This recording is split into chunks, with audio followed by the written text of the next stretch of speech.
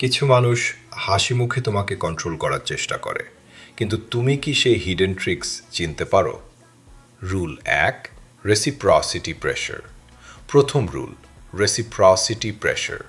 কেউ তোমাকে ছোট একটা উপকার করবে, তারপর এমনভাবে কিছু চাইবে যেন না বলা কঠিন হয়ে যায়। লাইনটা এমন হতে পারে, আমি তো তোমার জন্য এত কিছু করলাম।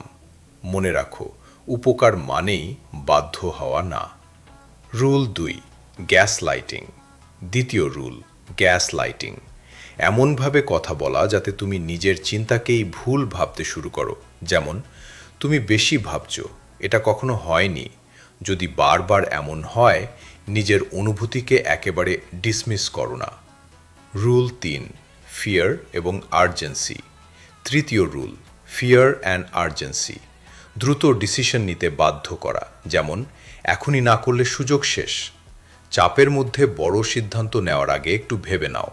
এগুলো জানা মানে কাউকে ম্যানিপুলেট করা না, বরং ম্যানিপুলেশন চিনতে শেখা। আরও এমন সাইকোলজি ফ্যাক্টস চাইলে ফলো